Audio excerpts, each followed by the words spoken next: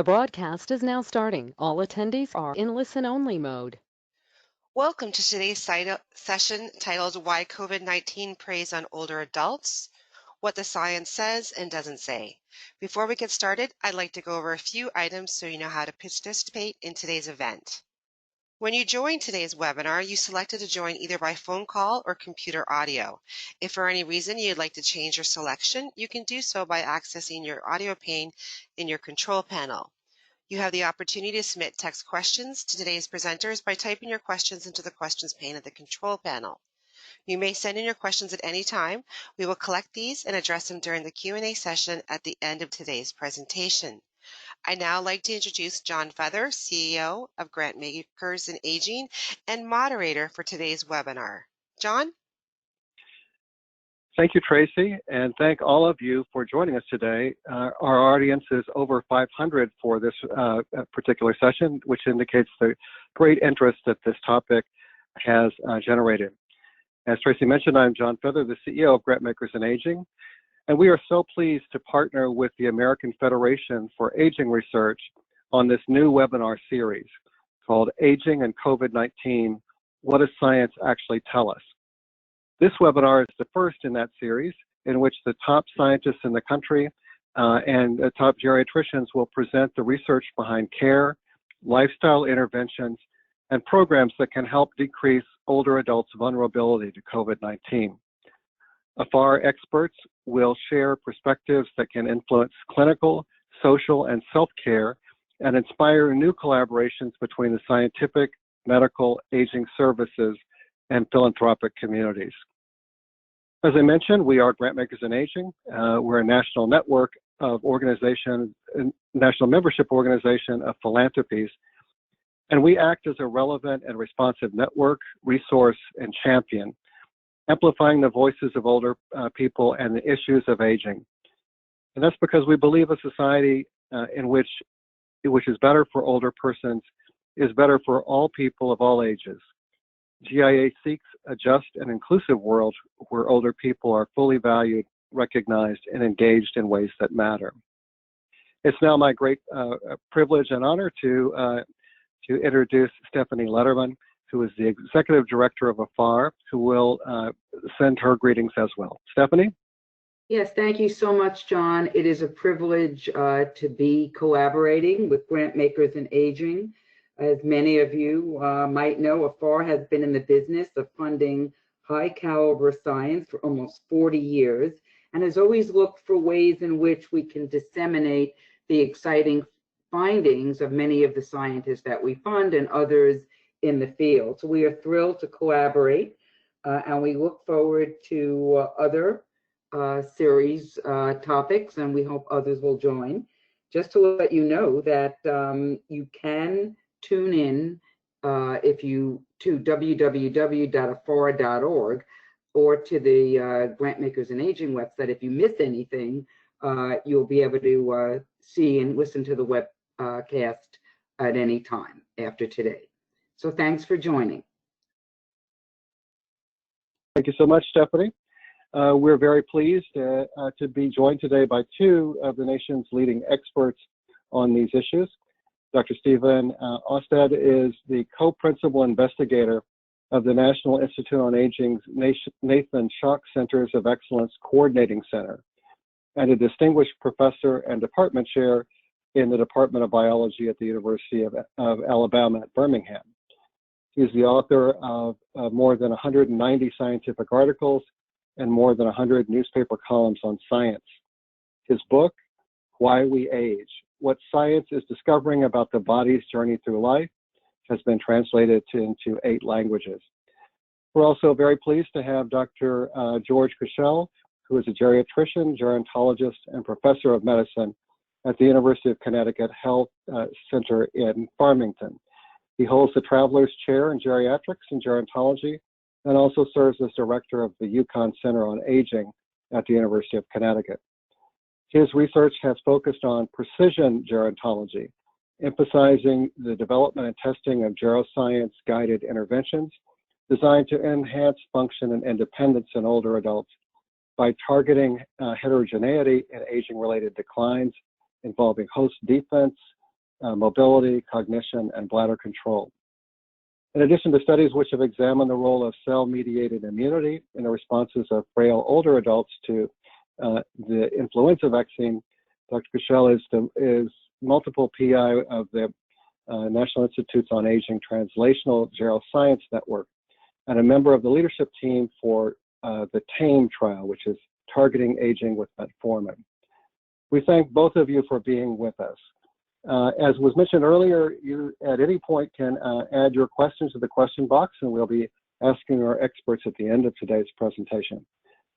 So with that, Dr. Austad, let's start with you. Well, thank you, John, and welcome everyone to today's presentation. If I could have the first slide. I have show a picture here of two 70-year-old men. And when I talk about aging to people, I often like to quote, paraphrase Leo Tolstoy and say that all 20-year-olds are alike, but from an aging perspective, every 70-year-old is 70 years old in his own unique way. And I think you can see that right here. So let's start off by talking about exactly how much COVID-19 preys on older adults. Next slide, please. In the top panel there, you can see the probability of being hospitalized for COVID-19. And you can see, as probably everyone has heard, that it advances relatively dramatically with age. In fact, if you do a little back of the envelope calculation, you can see that if you're 85 or older, you're about 170 times more likely to be hospitalized for COVID-19 than if you were 5 to 17.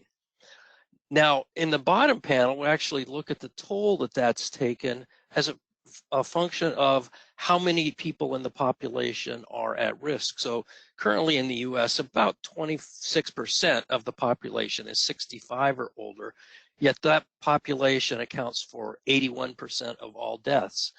And 85-year-olds only account for about 5%, or 1 out of 20 in the population, yet they account for a third of the deaths. So that shows exactly how much COVID-19 does prey on older adults. Now, something that's often lost in this, can I have the next slide, please, is that there's nothing particularly unique about this. Almost everything preys mainly on older adults. And I have a photo here of a basketball player flat on his back, and he's fallen down on purpose. He's fallen down to try to draw a foul. And basketball players do this hundreds of times a year and don't get hurt.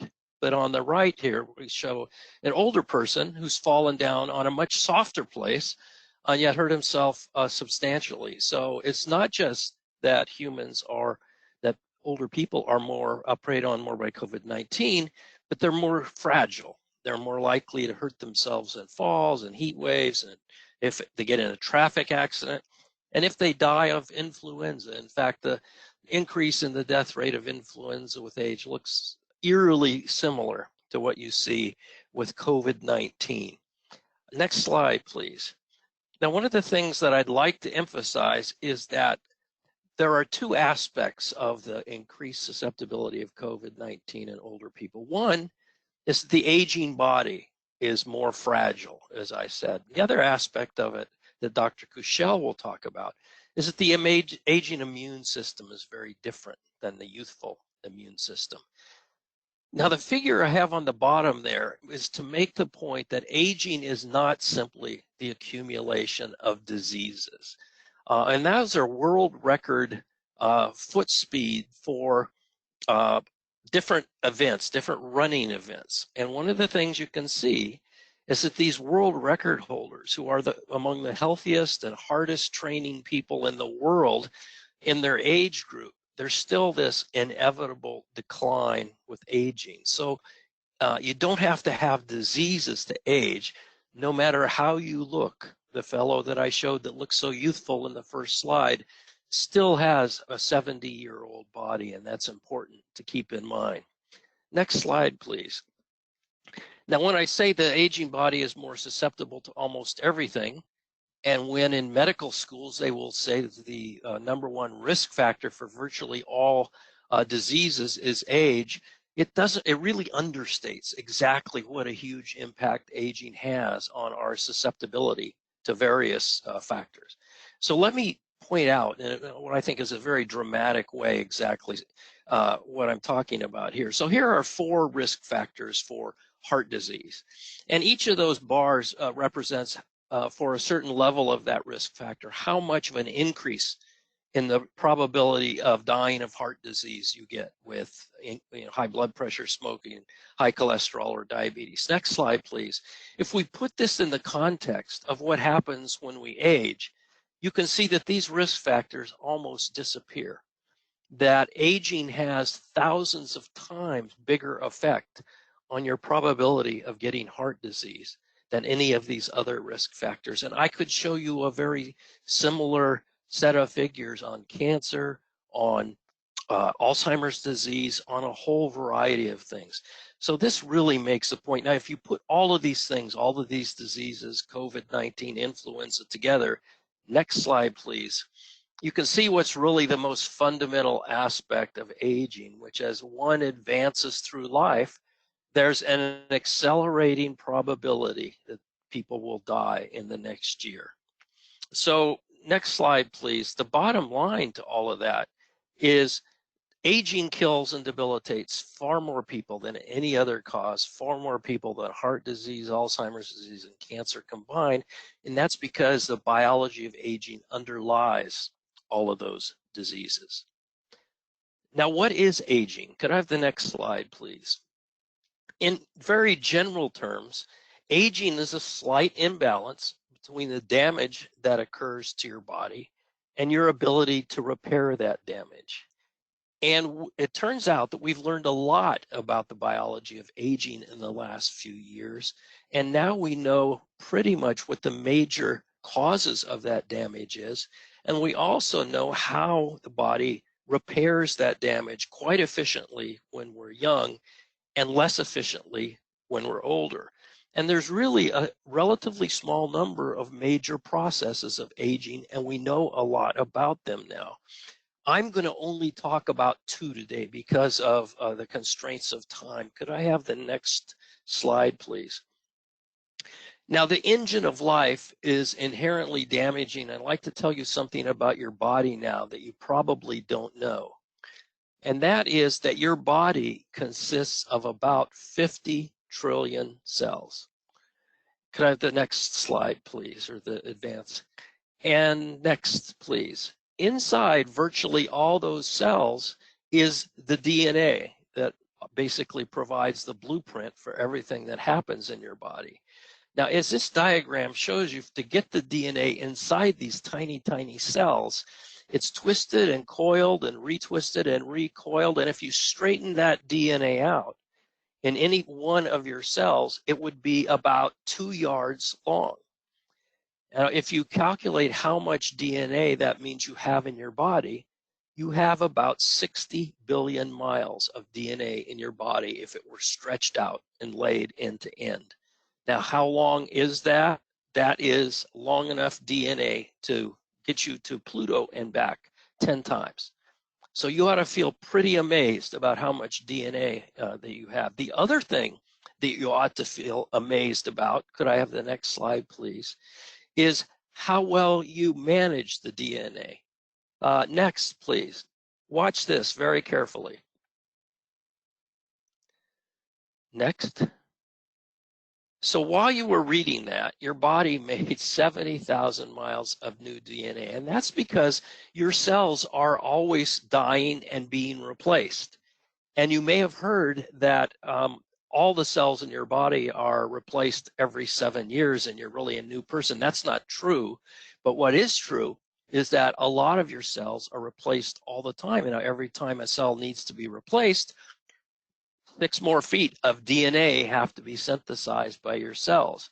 Now, that's 70,000 miles of DNA that were made in the 5 seconds while you were reading that has already been damaged at least 64 million times. So the fact that you repair all that damage in all the cells of your body sufficiently to live to about 80 years of age is a remarkable feature of human biology. And about 150 genes in your body are simply devoted to monitoring your DNA and repairing it as it gets damaged. Now, there's one other source of damage that I'd like to discuss. Could I have the next slide, please? And that's the damage that occurs over time to the proteins that pretty much do everything in your body. They make your chemical reactions run, they provide all of the structure, they repair cellular damage, like the repair features that repair your DNA. Those are all proteins. And they also repair proteins themselves. This is not all proteins do, by the way. Proteins also help your cells communicate with one another. Could I have the next slide, please? And look at how intricately folded that molecule is. Proteins, to do their job, have to maintain this intricate origami-like folding. But proteins, like DNA, are under constant attack. And as they get damaged, they will gradually get misfolded. And as they get misfolded, one of two things can happen. They can either be degraded and eliminated by your cell. And again, we have dozens and dozens of genes that are involved in monitoring your proteins for misfolding and eliminating them if they can. But if that doesn't happen, the proteins start to misfold in a way that makes them sticky. And as they get sticky, they start to aggregate. And as they aggregate, that's when many of the features of aging occur. And in fact, some of the diseases you've heard most about, like Alzheimer's disease and Parkinson's disease, are diseases of protein misfolding. The next slide, please. So that sounds like a lot of bad news about aging. So let me give you some good news now. I'd like to really finish up with some good news. For one thing, the difference between Mick Jagger and our friend here, whose family, by the way, routinely lives to 100 years of age, I guess you wouldn't be surprised looking at the picture of him, is that your genes account for only about a fifth to a quarter of how you age. The rest is up to you. The rest has to do with how you live your life, and you can live your life to age more successfully or less successfully. And Dr. Kuchel will talk about some of the things that do that. The other good news, next slide, please. The other good news is that now that we understand most of the major aging processes, and we understand how to repair the damage that those processes involve, we are starting to be able to target them with drugs. And this is one of the things that we're most excited about in the aging research community now, is the number of drugs that we are discovering that in experimental animals have remarkable effects. And I'm just going to talk about one of these drugs here. I'm not going to mention its name because I don't want anyone to think I'm advocating that people take it. But a single drug, if given to mice in its food, makes the mice live longer. In mouse versions of Alzheimer's disease, it delays the onset of the disease and slows its progression. It even slows down the normal kind of keys, forgetfulness of aging. It prevents several cancer types entirely and slows the growth of others. It's good for the heart. It rejuvenates some of the stem cells, which are the basis of virtually all repair processes in your body. It prevents the detrimental effects of some of these cells that have become dysfunctional. They just sit there causing you problems called zombie cells. It protects against periodontal disease. And the one I have in the end there is that this drug also enhances and broadens vaccine protection against flu. Now, the original study was done in mice, but it's subsequently been confirmed in people that we now have a drug that enhances the vaccine protection that older people get against flu. So let me say finally, last slide, please, that the bottom line of all of this is that aging is the chief cause of most diseases and debilities of later life, but that scientists are now learning to treat the underlying causes of aging. And when they do that, they delay all of the maladies of aging as a group. So that's what we have to look forward to in the coming years and decades. And now I will turn things over to Dr. Kuchel. Thank you very much for that wonderful introduction by Dr. Austad, and thank you all for joining us today. So I will speak to these issues from the perspective of a clinician, and also will address some of the impact of changes involving the immune system that result in increased vulnerability of older adults to COVID-19. Next slide, please. So vulnerability of older adults to COVID-19 has a lot more. It's about a lot more than the date of your birth. Next, please. According to the CDC, the highest risk for COVID-19 death includes advanced age, multiple chronic diseases, including heart disease and dementia and others. Being male, older men are much more vulnerable to severe COVID or dying from COVID than older women. Next, please. Living in a nursing home or senior housing. Next, please. And we've also learned that being African American and socioeconomic status are also important. And our group has recently learned that having 2 copies of the Alzheimer's gene that predisposes towards getting Alzheimer's disease also increases the risk of developing severe COVID-19. So what does all this mean? Next, please. So it's not only about the date of your birth, which when you think about it, what we call chronological aging, which is really the number of times that the Earth has rotated around the sun. It really has to do with concepts that I've listed here. One is frailty, that Dr. Austad alluded to. And as you can see here, on the left, you see younger individuals in black who are walking along nicely and fast. And on the right, you see this tremendous variability that we see with aging, where many of us continue to function well, others walk more slowly, some require a cane for assistance, others require a wheelchair, others are even bedbound. So frailty is a very important predictor. The presence of chronic diseases is important, declines in physiology, such as those that Dr. Austad mentioned, as well as social factors and biology. All of these add essential clinical information in understanding who is more vulnerable and what can be done about it. Next slide, please. So basically, addressing this is all about prevention, prevention, prevention. You've all heard about location, location, location. Well, when it comes to COVID-19, it's all about prevention, prevention, prevention. First of all, prevention in terms of good hygiene. And unfortunately, we've created this misnomer, which is social isolation. It really should be physical isolation, which is important. Social isolation, much less so. We've all heard about frequent hand washing.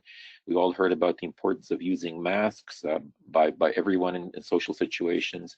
And one thing that's really only getting increasing attention now, but really should have been on our radar screens for months now, particularly given the events in Italy and around Seattle in the Pacific Northwest, is the importance of COVID testing and congregate housing. And the testing must include providers and it must include caregivers. That's not to assign any blame, but the testing needs to be frequent and it has to include providers and caregivers. Next, please. Now, prevention also needs to include all of the usual efforts to promote healthy aging. So next, please. And basically what that means is to follow your provider's recommendations, whether it has to do with controlling your blood pressure or not smoking. Exercise is very important. And we now know that actually exercise and healthy diet play a very important role in determining the ability to maintain a robust and healthy immune system with aging. And in terms of ability to fend off infection. But what's becoming particularly exciting, and that's what Dr. Austad was discussing towards the end of his presentation, that increasingly we now know enough about the biology of aging that we have ways of targeting aging in a manner that promotes healthy aging and boosting immune defenses. And I'll speak a little bit to that and ongoing research, which we're very, very excited about. Next, please. So when you think about this is a picture of the coronavirus, and you see the little crowns around it. That's precisely because of how it looks. And we need to understand that basically all aspects of the immune system affect how we fend off exposure to the virus. And the exposure depends on how many particles of virus we're exposed to, for how long, and also how on the right, how the immune cells in the nose fend off the infection, and also how the immune cells that line the cavities, line our lungs and airways fend off the infection as well. And all of these processes are affected by aging in many, many complicated different ways. Next, please. And as illustrated here, the way that those young individuals respond to infection is really when exposed to infection, as shown in the red there, is by what we call a primary response. And what occurs here is that immune cells are brought in to neutralize the infection, neutralize the pathogen in a very rapid and effective way, even when we haven't seen it before. And it results in what we call an immune memory, which is very similar to the memory that we have of objects that we've seen before. Next, please. And what then occurs, that when we're healthy and young, the next infection that comes along, we are able to respond to it even better and even more rapidly through memory and an enhanced recall response. So the infection is cleared even better. Now, what happens with aging is that primary response, next, when exposed to that pathogen, that virus, next please, particularly when it's the one that we have never seen before, that the responses are much less robust, they're much less effective. And secondly, when re-exposed to them after vaccination or a new infection, next please, we don't have, and this we've seen this as flu infection, many examples, our ability to recall that infection, ability to benefit from the vaccine is not as robust as it is in younger individuals, but vaccines are extremely important in older adults, even more so than younger individuals. And next slide, please. Next.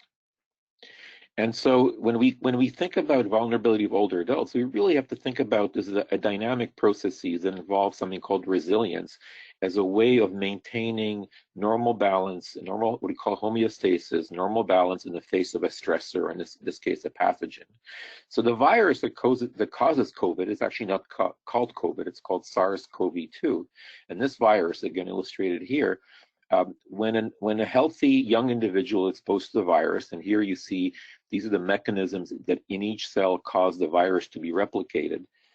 It's important to realize that viruses on their own do not replicate. They need to infect a cell in order to divide, in order to make copies. And so normally these viruses will divide in our cells. And when we're young and healthy and we have strong immune defenses, we're able to fend off this virus with absolutely no problem.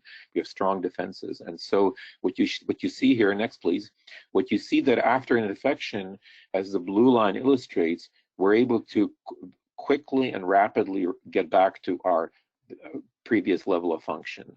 There may be symptoms, but the person typically recovers and gets back to the way they were before. Next, please. Now, what we see in individuals who have decreased defenses, what you see is that particularly when they're exposed to viruses in greater quantity and more virulent virus and greater quantity for longer periods of time, because the defenses are weakened, as you see in all of these bricks that are missing here, all of this damage. What occurs is that some individuals, as shown in the red stippled line, will simply be overwhelmed. The infection will overwhelm them, they will die. Other individuals, some will recover, but others will recover partially, or they'll recover, but it will take them much longer. And in some cases, we're finding that more and more older adults who recover from COVID infection, in fact, recover, but do so at the cost of developing new disability, new functional deficits. Next slide, please.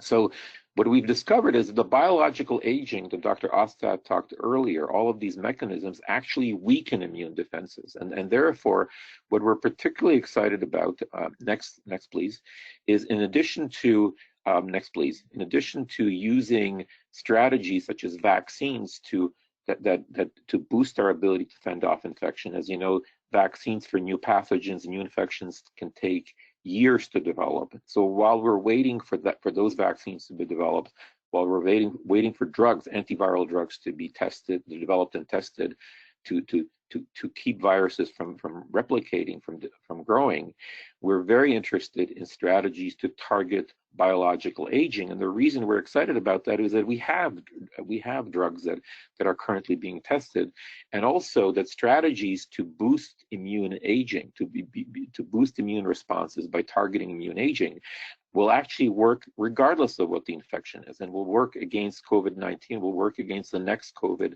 and the one after that, precisely by moving the red curve to orange and then to blue, as you see on the right. Next slide, please. And these drugs, I should say, are what we call geroprotectors. So one example of a study that will be beginning soon is using a drug called Metformin, which has now been shown has been around for more than half a century. Many diabetics take it, and it's been shown over and over again that diabetics who take Metformin actually do much better than other individuals who take other types of anti-diabetic drug. And this trial, which is called TAME, Targeting Aging with Metformin, is going to be a multi-site study involving 14 centers in the United States. We anticipate starting in early 2021. What it's going to do, it'll be the first geroscience guided trial. It's going to recruit older adults who are non-diabetic, who have some chronic diseases. It involved more than 3,000 people, and it's going to be a classical blinded placebo, double-blinded placebo-controlled trial. And basically, it'll be looking at the ability of this drug, which has been around for a long time, to delay the onset of all these different chronic diseases, including dementia, cancer, and heart disease.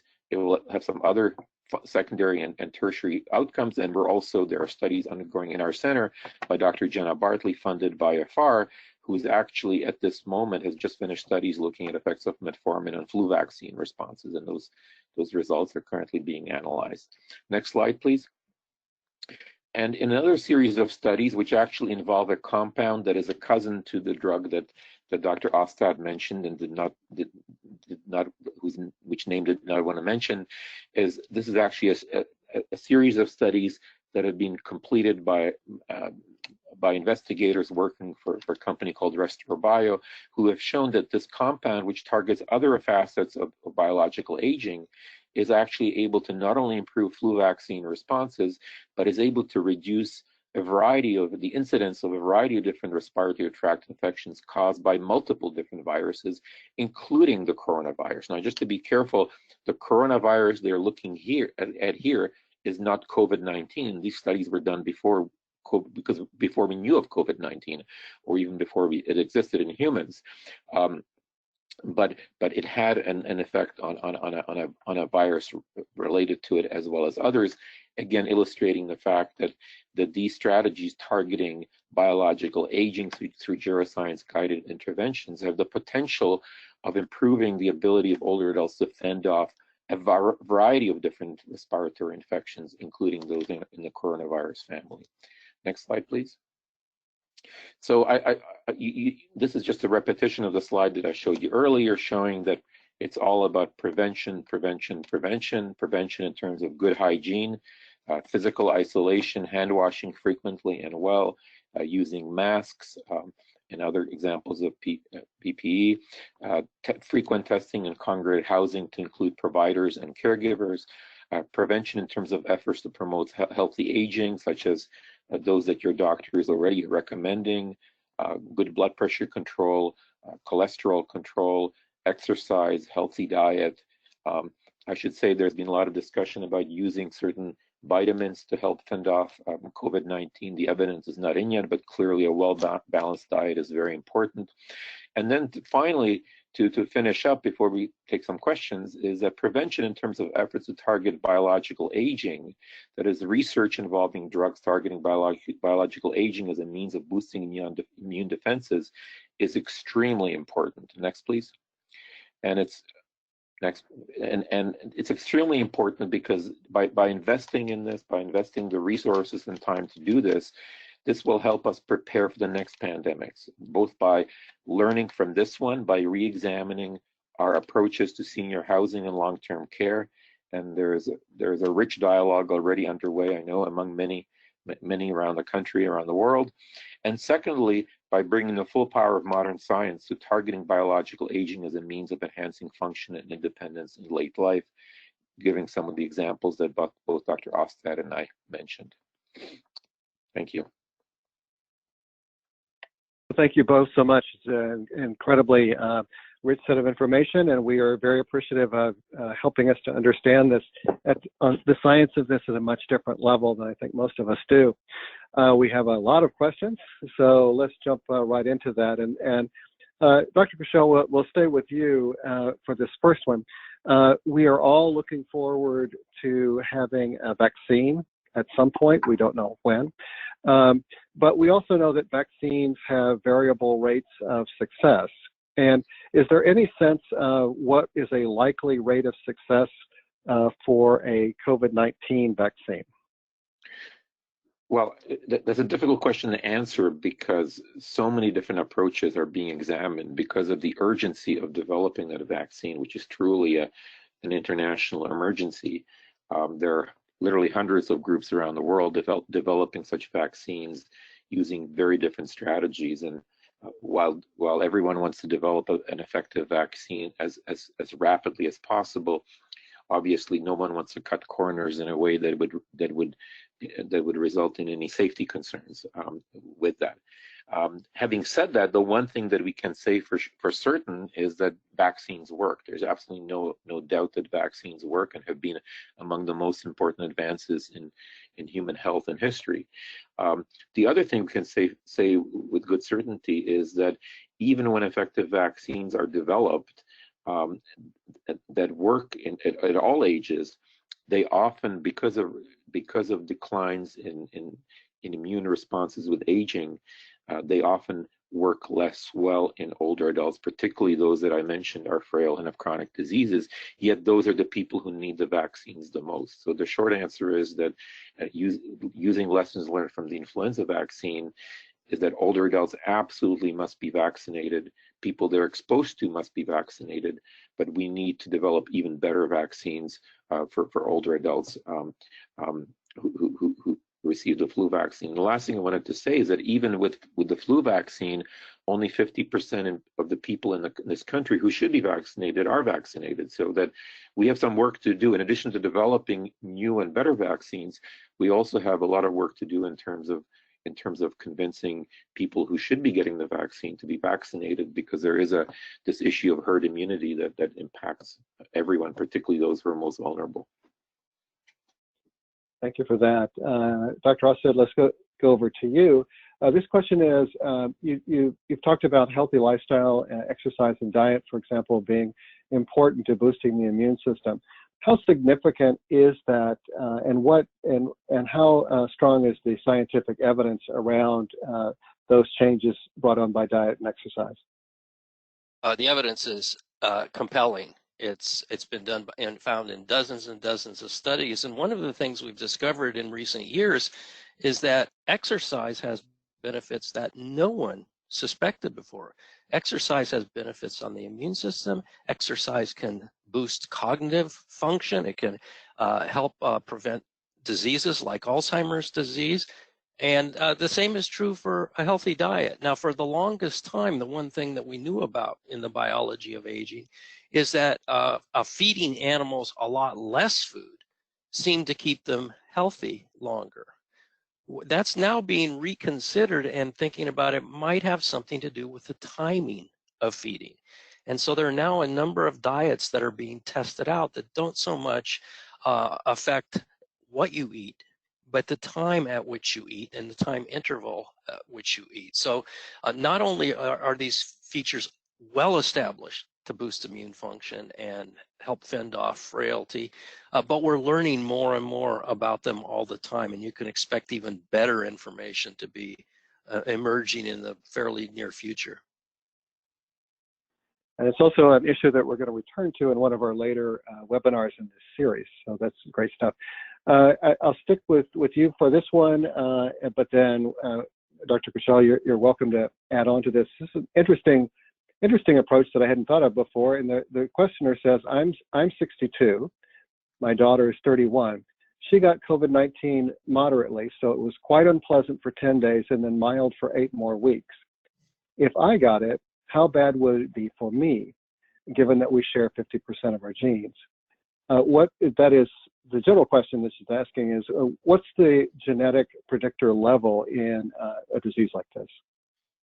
Well, we don't know enough about this virus yet to really determine that, but I can just say that it depends. Like a friend of mine said that any interesting question, the answer of which is, it depends. And in this case, it does depend. It depends on a lot of things that we don't know about that individual case. So I would say that person needs to be quite just as cautious as anyone else and not feel particularly protected because his daughter had a relatively mild case. Dr. Kuchel, do you have something to add? No, I would agree with that totally, and I think that again, it's all about prevention, and although the data that Dr. Austad showed in terms of older adults being much more vulnerable to dying from COVID and having very poor outcomes is absolutely true. There are exceptions, and there are cases of children dying from COVID and having very abnormal responses. So I think in terms of genetics, I would say that in the vast number, and we've actually looked at genes predictive of severe COVID in very large cohorts of 500,000 or more, and have found that generally genes are not particularly predictive of bad outcomes in most people, except for the Alzheimer's gene that I mentioned and perhaps a few more, but that there are rare exceptions. So the short answer is that just because your daughter didn't have such a bad outcome from COVID, I don't think guarantees anything. But be gladful that she did. Yeah, exactly. So we'll stay with you, Dr. Kuchel, on this one. So the question is, can you comment on immunity to prior infections or immunity to previous things that some people think are related to this, like SARS, for example? Is this a primary or secondary immune response that can help be protective or help a person recover? No, absolutely, and this is where there's a tremendous amount of interest. I mean, I think that Dr. Austad would agree with me that the amount of information coming out on this on COVID right now is just overwhelming, and because everybody's desperately trying to figure out what is different about the people, in addition to the factors that we mentioned about among those who are so vulnerable to COVID and others, and I think past exposures to past viruses that are similar, there are theories about being exposed to viruses which to protect you.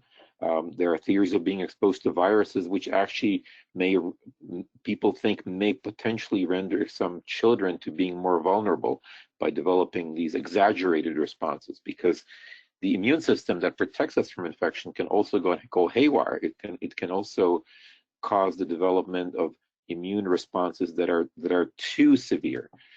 So it's tremendous interest in that. And the last thing I was going to mention is that just to understand the differences between countries, there's something called BCG. I don't know if people on the call are familiar with it, but for those of you who were born in certain parts of Europe, it's a vaccine against tuberculosis, which is given in many European countries to everyone. It was given, for example, in Germany, Eastern Europe, every child was given BCG at birth, whereas in Italy, that practice did not exist. And so, for example, there is one theory that perhaps exposure to BCG vaccination against tuberculosis, which is a very potent immune booster, is one explanation for why there were so many more deaths in older adults in Italy than there were in Germany. But again, all of these questions are still unresolved and require further study. Thanks. Dr. Austad, anything to add to that? Well, one thing I will add is that the intensity of research that's focused on this virus right now is different than anything I've ever seen in my professional lifetime. It's unbelievable the amount of research intensity that's going on. Because of that, though, there's a thirst for knowledge about it, and a lot of studies that are quite preliminary and the professional scientists take as provocative, but they don't really buy them wholeheartedly. Those get publicized very quickly these days by the national press, and I would just urge everyone to take the latest advance with a grain of salt until a number of scientists have all agreed that this is a finding worth paying attention to. I'm really quite worried about the amount of misinformation about COVID-19 that's out there.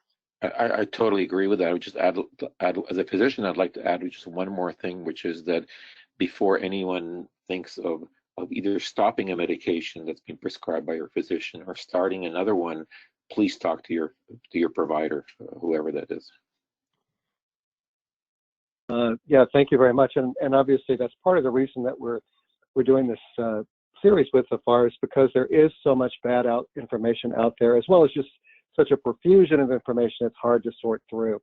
And actually our next question is related to that, in the sense of asking whether or not you think that there are supplements or dietary things or vitamins, are they particularly important geroprotectors in this, and what evidence do we have around those?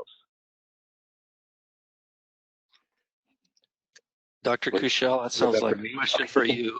Okay. So I would say that, again, to follow up on Dr. Austad said, there's such thirst that people are coming up with many potential candidates for such replacement, and again, I'd be very cautious. I think that, as I said in my talk, I think that a healthy, well-balanced diet has always been important, is even more important right now. If you wish to take multivitamins that you buy over the counter, as long as these are what we call water-soluble vitamins that you basically wind up peeing out in the urine, then there's really no harm, and as long as you follow the instructions in the bottle. There has also been interest in other vitamins, such as, for example, vitamin D. Some suggestion that people who are deficient in vitamin D are more likely to have bad outcomes from COVID. And to be very clear, vitamin D is an extremely important vitamin, and people on the line and others, may be taking it specifically for vitamin D replacement in people who are deficient, to help treat osteoporosis, thing of the bone, as well as prevent fractures and help with muscle weakness. Having said that, would not recommend taking vitamin D unless you've spoken to your physician and have been shown to be deficient in blood levels for vitamin D. And then if you are deficient, then talk to your physician about potentially starting vitamin D replacement. But again, many of these studies are very, very preliminary, because we know, for example, that vitamin D deficient, that people tend to have vitamin D levels simply because they have any number of chronic diseases. So it doesn't necessarily mean that giving vitamin D to people is going to make things better, and taking too much vitamin D could actually be very harmful, even life-threatening in some cases. Thank you. I think probably we're getting close to the end of our question and answer period, and even though we have a lot of other ones to try to get to. But one of the questions is, COVID infections are not new. This one has a new number attached to it. But is there any sense yet of why this one has been so much more devastating than other related diseases in the past? So I'd be happy to start off on that one. One of the things that people worried about. So I was aware of COVID-19 before it had a name in the early January, and at that point we didn't know if it was going to effectively transmit from person to person. SARS and MERS, two earlier forms of the disease, were not very effective at that, and that's why you don't hardly hear about them anymore. But I thought at the time, if it turns out that this actually is very good at transmitting from person to person, this is a big problem. And that's turned out to be the case. One of the reasons that this has been such a much worse health problem globally than either of those others is because of its incredible infectivity. And the other thing that makes it absolutely devastating is the fact that people can be contagious before they actually start to have symptoms. In 2014, there was a big panic about Ebola virus, but professional infectious disease doctors really weren't that worried about an uncontrolled spread because, first of all, you had to share bodily fluids, but secondly, it wasn't contagious until people were already showing symptoms. That made it much easier to control. So the fact that people can be contagious before they show symptoms, and the fact that it's so good at spreading from person to person, I think explains a lot of why this has been such a devastating emerging disease. Dr. Kuchel, anything to add to that one? No, I agree with all that. I totally agree. Okay. So our last question is going to be, as a scientist and geriatrician and someone who studies these things all the time, do you have a prediction of what the fall will bring us in terms of the response of the disease? Well, I didn't know we had a fortune teller in the panel. that would be you. I'm asking, okay. I'm repeating the questions to you. I'm not a fortune teller, obviously. I think the best guess these days is that this virus will be with us for some time, and it's even possible that it will be with us forever. There is, for example, there are examples of that. There's a virus called cytomegalovirus, or CMV, which is much less damaging than coronavirus, but most older adults have evidence of this virus, and it causes it's associated with a chronic inflammation. So I think we're certainly learning a lot, and I think the most important thing is that there are tremendous lessons, as I mentioned at the end of my talk, that can be gained from what has transpired here and what is still transpiring, both in terms of care of older adults and organizing care and housing, but also in terms of science of aging. And there's a lot that we can learn. Development of an effective vaccine is going to be game-changing. But in the meantime, I think we have other strategies that we can employ, including many that we discussed here. And also, with those of us who work in the aging field also hope that one of the positive outcomes, if it is possible to have positive outcomes out of a tragedy that we're all experiencing here, is that it will allow us to reframe and revisit how we view aging and how we deal with health issues in later life, so that we can, even if we cannot eradicate viruses, even if we can't predict every single virus that will come down the road, we can develop strategies that will allow us to be better prepared and boost immune defenses in the face of new infections coming down the road. Thank you so much. Go ahead. Yeah, if I could just say, one of the, nobody knows clearly what the fall brings. Some people have analogized this to the 1918 flu, and I'd like to say that there were historical features that really favored the catastrophic influence of that disease in the fall. Mainly, it was right at the end of World War I, when troops were returning to their country. They were moving around within countries, and aggregations of people, just like the aggregations of people in nursing homes today. That virus actually was particularly hard on healthy men in their 20s and 30s. And so I don't think the lessons from the 1918 flu are going to be very informative for whatever the future holds for COVID-19. Thanks so much. We're now to the point where I'm going to ask our two distinguished speakers to give us their closing words of wisdom. So Dr. Kuchel, let's start with you. Well, it's been a pleasure to meet everybody today and help answer questions. I think we're living through almost, in some ways, unprecedented times, and as I said, I think that the courage shown by those who are confronting this, and those who are dealing with this in the clinical settings is remarkable. And as Dr. Austad said, I think that at the same time, we have never seen this much scientific effort being focused on coming up with solutions. And what will happen exactly is unclear. But I think one thing that is clear is that we will all be wiser as a result of this. Dr. Austad, your final comments?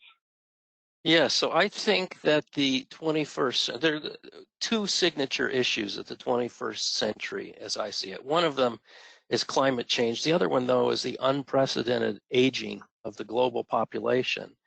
And when you combine that with the emerging infectious diseases that will come back, this is not going to be the last one, I think it points to the fact that research on finding ways to treat fundamental aging processes are really one of our best hopes for remaining healthy and strong in the face of pandemic after pandemic over the rest of this century.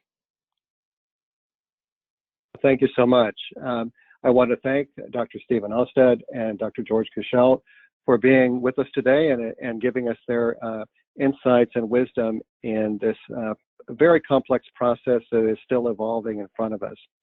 I also want to thank our partner, the American Federation for Aging Research, and all of their staff for their tremendous help in pulling this together.